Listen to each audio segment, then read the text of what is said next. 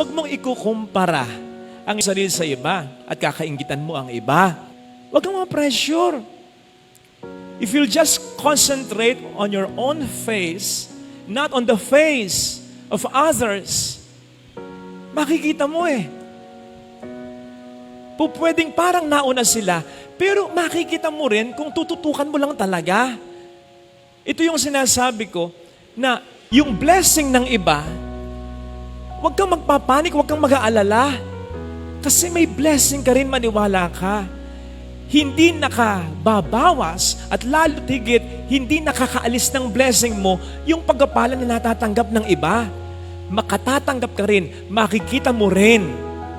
At kapag natanggap mo, kapag nakita mo na, you'll realize na yung moment na natanggap mo at nakita mo na, speaking of blessing yun talaga yung araw, yung panahon na itinakda ng Panginoon na ito ay iyong maranasan o makita. Sapagkat habang hindi mo pa ito nararanasan, yung blessing may ginagawa siya sa buhay mo na konektado o higit pa sa blessing na hinihiling o gusto mo.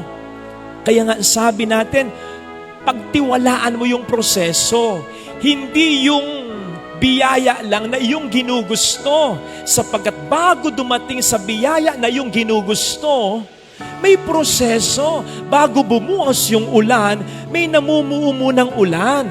Ang ating Panginoon ay Panginoon at Hari ng sanlibutan at walang hanggan. Panginoon siya at Hari siya, hindi ng biyaya lang na hinihiling mo. Hindi yung araw lang na makukuha mo ito, kundi yung proseso that would lead to this blessing na hinihingi mo. Naintindihan po ba natin ito? So trust the process. Especially when you give everything to God. Lord, ikaw nang bahala, gagawin ko ang makakaya ko.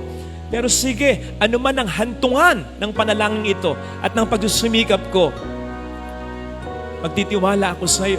Sapagkat nagtitiwala ako, hindi lamang sa gusto ko, kundi yung ibibigay mong proseso bago ko makamit yung gusto ko. At yung gusto ko, ibibigay mo yon sa panahon mo at sa paraan mo. Nako, kapatid, kapag natanggap mo yung blessing na yon, hindi mo pinanghinayangan at hindi mo kinatamaran at hindi ka nagreklamo sa proseso. Ang tagal-tagal ko na nagdarasal Ang tagal-tagal ko na nagsisikap Ang tagal-tagal ko na umaasa. Bakit hanggang ngayon wala pa? Kung hindi ka ganon, you'll realize, again, perfect timing, yung pagbibigay ng biyaya ng Diyos sa'yo. And you'll realize na kapag nandyan na yung blessing, siguradong higit pa sa inaasahan mo. Sabi nga natin, when it comes to blessings, tapos inihalin tulad natin sa ulan, when it rains, it pours. Nandyan, dagsa, nandyan, bugso, nandyan, siksik, liglig, at umaapo pa. So, don't give up. Kasi for all you know, baka nandun ka na sa end ng proseso. For all you know, namuuna yung ulan. Nandyan at uulan na. Sabihin natin, sulit ang ating paghihintay at tama lang na tayo ay naghintay. So, keep on looking. Keep on praying. Keep on trusting. Keep on hoping. Keep on loving. Keep on sacrificing. Because trusting and hoping in the Lord will eventually pay off. Kahit parang wala pa, magtiwala ka. May nangyayari na, may mangyayari pa, at yung pinakahuling mangyayari, higit pa sa biyayang inaasahan mo.